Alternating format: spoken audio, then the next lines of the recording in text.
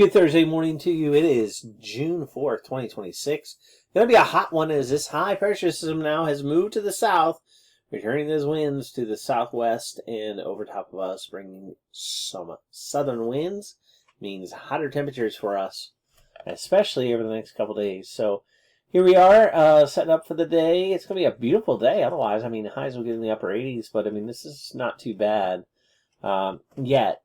Tomorrow, though, with that high to the south and stronger southerly flow, we can see temperatures going up into the low to mid 90s. Same thing with Saturday, and then we're seeing this front trying to approach us here late Saturday night into Sunday. Maybe a shower or storm, maybe a better chance on Sunday. Not loving the way this looks right now for a lot of moisture, but it does bring in this high to the north and the backdoor front. We got to watch this because right now, Monday and Tuesday are showing cooler temperatures, highs into the 80s, but also showing kind of sunny skies. I'm not so convinced, but this high is a little further west this time, which means we're a little more northerly than northeasterly. So we'll watch and see if this ends up bringing moisture. It could be that the onshore flow is worse down south, so these guys stay cloudy to the southwest. We happen to pop out in the sunshine. That's the case. Low to mid 80s on Monday and Tuesday should feel really nice. That's getting moved on. Warm fronts approaching here from the southwest. Pushing this out of the way. So we'll see Monday, Tuesday. That's a pretty strong cold air damming signal there. So I wouldn't be surprised if we see more clouds than forecasts. We'll see. But eventually this is going to give way because the high is going to finally, reposition itself, warm us up towards the end of next week. Doesn't look super humid or anything yet, but it does look like heights are rising.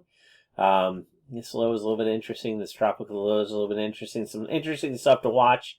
Not sure how it's going to play out. GFS tends to overplay some of these things. We'll look at the European really quick. Regardless, for us, though, we're staying dry. We need the rain really bad. We remain in a moderate drought here in Northern Virginia. Severe drought and extreme down to the south of us. Not seeing any really good formations of any low pressure and moisture over us until the way extended, and who knows if this is even true because we're so far out there in the forecast. It does look to me like we'll be near to above normal in that forecast setup. Just for some balance, let's get the European, and we're going to look at the overnight run here. I'm going to move it pretty quickly here. You see us here. Here we are in the east here. And I'm going to quickly run through. You can watch the date and time change here as I go forward. I'm going pretty quickly, but you can see we're pretty much socked in with the high pressure system and warm temperatures. I do not see great rain changes. So maybe Sunday here showing up on the European, but even that is really backing off on our storm chances. So this is just not going to do it for our drought situation. Now next week, that warm front tries to push up here. You see it right here. Doesn't really make it, and it just dries out for us. I'm not liking the look here for set up for any rain. So the drought is going to continue if not strengthen. And we also do see some Gulf trouble down here, even on the European and the extended. Watch to see if that comes true. Maybe that would increase some of the moisture here in the eastern part of the United States. We can only hope. Not sure though. So that's kind of how we're looking. All right, that is the outlook. Temperature-wise, like I mentioned, if we look at the we'll do the anomalies here. Do it on the European, so we can kind of take it as a balance. Starting off below normal, but then we're going to go above normal tomorrow the next day for sure into Saturday and Sunday. Remaining above normal. Even on this, it doesn't look super cooler next week. And then we get that easterly flow off the ocean on Tuesday, so it does cool us down some.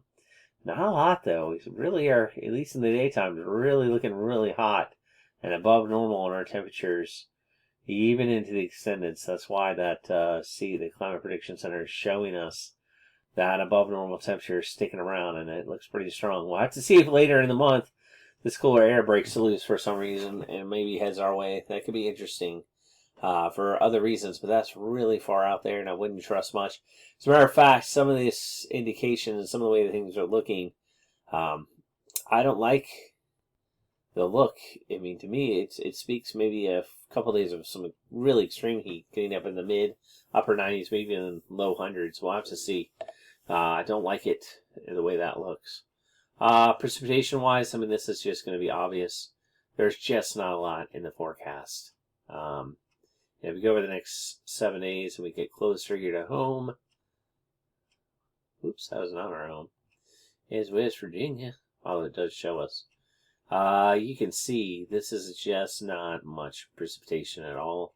And our drought situation is just not being helped. Let's see if I get a drought monitor. Otherwise, we will end this recording. Okay, and due to that rain a couple weeks ago, we remain in a moderate drought. But this has creeped north.